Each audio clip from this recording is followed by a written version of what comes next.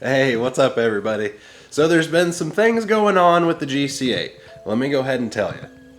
Well, if you take a look here, you'll see that the motor is ready to come out, and there's a good reason for that. So do you guys remember the last time that I had the GC8 out? My cousin came down and we were messing around, we were practicing launching and all this stuff, and I heard a really weird noise. Okay, well, what that noise was, I put a glory hole in my driver's side head. So that brings me to this video. We have a spot to fill in the garage now. I sold my STI. I got some money back from that. Now, here's the thing. I really want to get into drag racing with the GC8. So that's going to take some money. Instead of taking all the money from selling the STI and buying something expensive like an Evo, I thought to myself, I was like, well, you only have so much money. What are you going to do with it? You basically want to use the money to make you happy, right? So what is the cheapest car that I will actually like to drive, I'll enjoy it and have a lot of fun with? That's another GC8. Let me correct myself. It's actually a GM6. I found a 2000 2.5 RS coupe. It's supposed to be in really good condition. It's from one of the guys that another customer of Kami Speed. His name is Leo. Dude's got super good taste in cars. He's got a GTR, BMW, Land Rover, everything is super minty. So I'm expecting this GC to be just as minty. And that's what we're gonna do today. So Dash is gonna meet us over there. We're going to Orlando and we're going to go and buy another car. The plan for this GC8, basically just daily driver. I'm not gonna do anything crazy with it. I need something to get around. This one, obviously, that's the race car. Not gonna build another one of those.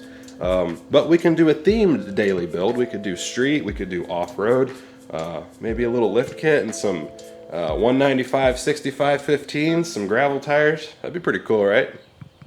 Something different. So yeah, let's go check out this car.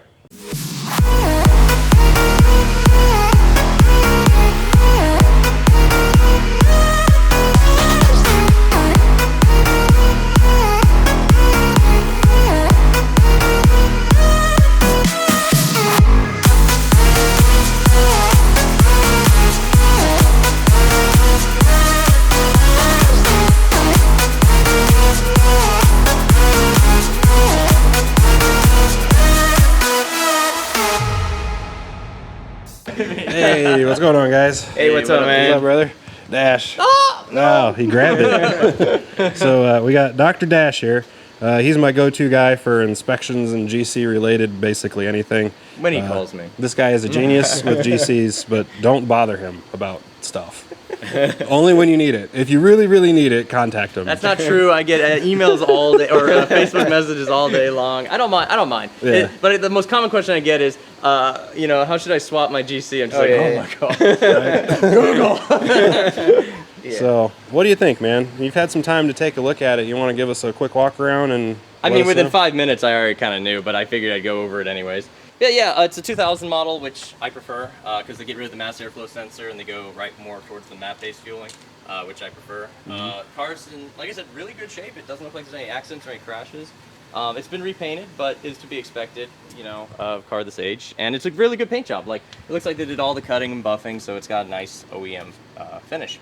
I would say this though, there's some rust on the car, not enough to turn me away, but that all comes down to price and how much you want to go into the restoration of that.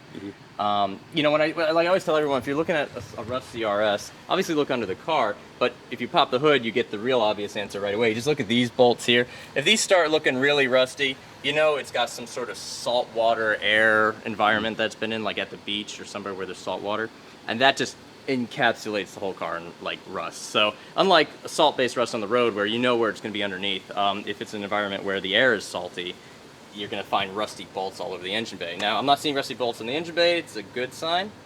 And I'll just go through the rest of the car if you want. One thing I did want to point out though, and something just for people in humid environments, you'll see on the hood here there's like this kind of, it's actually like a mildew. It's also growing up over here. You're going to want to treat this. I think I may have mentioned this in another video. Here in Florida, we get a lot of this on these GC8s, and it's always on this side. And what happens is, you can see right here, like all this stuff that sits in here, it often sits right here as well, or behind the cowl. It'll build up mildew, and it'll eventually just kind of trace its way into the cabin and into your interior, and it'll all be behind metal stuff. So like, sorry, behind the door card stuff. So it'll smell like mildew in your car. It's not healthy. It's not a good smell. I always advise everyone, when you start seeing this, start taking care of it now. You just, just some mother's cleaner and wipe it down. Or if you want to go extreme, you could kill it with bleach or something. But I always advise taking care of it before it spreads to the interior. And that's a good idea. Just a footnote, yeah. Yeah, take note on that one. That's a good one. I guess I should go over a few of the other things I kind of noticed, just exterior-wise. Hood's been repainted, but if you start coming back here where the ceiling is doing this little thing, same with the roof or the wing there. Usually the scoop does it too, but this one's being repainted, so I can't say it, But that's very common, especially in Florida. I wouldn't leave your car out in the sun if you can help it, because expect this to happen. Yeah, you're right. That's very normal for Florida. This one will probably be sitting outside at my house because the GC8 is taking over everything. Oh, another thing, these on the mirror here, you'll see that these where they bolt up to the gusset. That's completely normal. Don't freak out if you see that. A lot of people just take them off and just paint them black, and it kind of, because on the WRX these are black, but on the GCs they were color matched to the car. Oh, yeah, I did that to mine when that started doing. I made it black. It kind of gave it a cool look. I like it. So let me ask you then. Obviously this is a very common spot. Yeah, and I tell everyone, I wish we had done a video about that, but these they're gone here. They've been removed, but there's normally these kind of like rubber and metal guards that I guess if the tire hits it won't, protect it. But what happens is water and debris will sit in those metal and rubber guards and then eventually erode this whole piece out, and that's usually what causes that. And so whenever I see a car that doesn't have any rust and it's got that guard, you just peel it out, and then it's a little peg here, and I just rip it off. I'd rather protect the fender than have that dumb rubber thing there. Yeah, especially if that's an issue. What's funny is on the newer cars they're not on there. I noticed that. Yeah, all them, like even on my Outback it's not in there. So they learned. Yeah.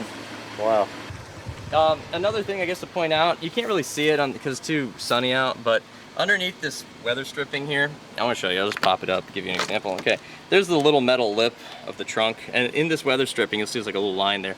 There's a bit of metal in here, and so what can happen here is when water gets up into the seal, it'll start rusting away at that lip I just showed you, and it's already beginning here a little bit. You can't really see it on the camera too well. You can kind of see it, yeah.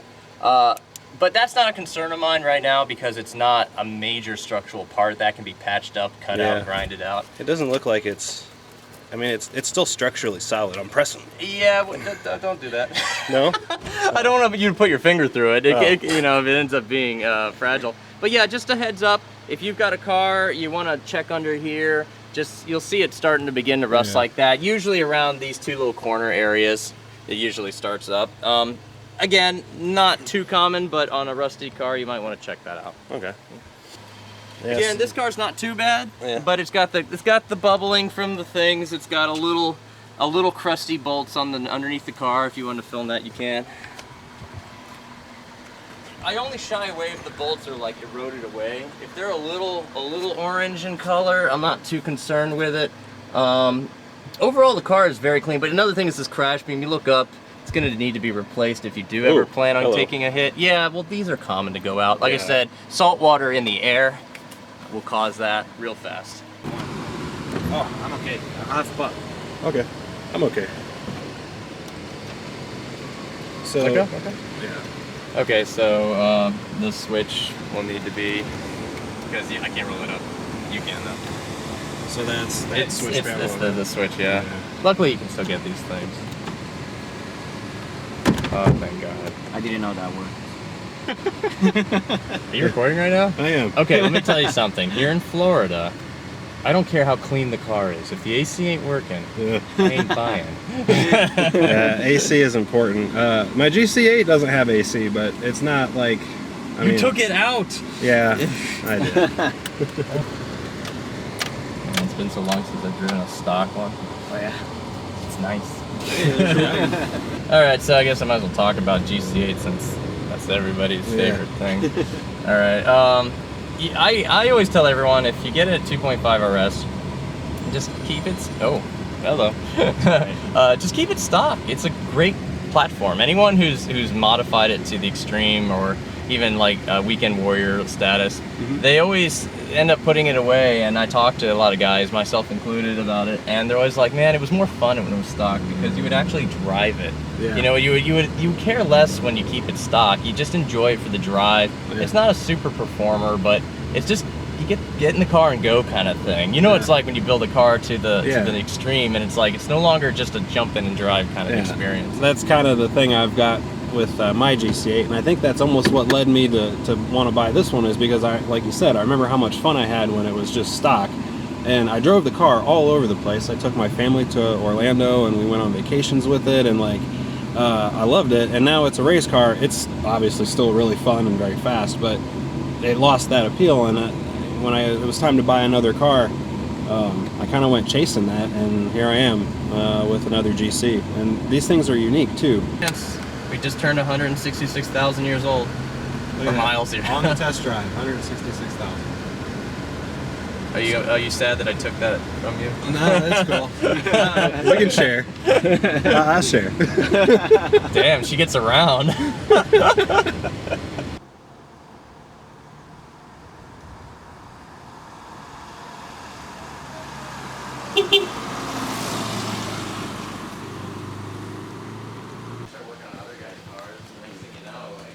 And then you love it. Yeah, man, we're the same. There you go. Oh, thanks, man. That's it. Thank you. Yeah. Congrats. Thank you. Yeah, thank you, Dash, for coming out and taking a look at it for me. Hey, well, there we go. What do you know? I got another GC8. So, pretty cool, right? I know it's not an Evo. I know some of you guys might be upset with me I didn't buy another Evo. But, you know, when it came down to it, this car was only $3,800. So, the way I look at it is, this is a car that I really like. And if I can get a car that I really like for only $3,800 bucks, that's a pretty damn good deal. That makes me pretty happy. It's not always about how much a car is, it's what a car does for you. No, that button don't work.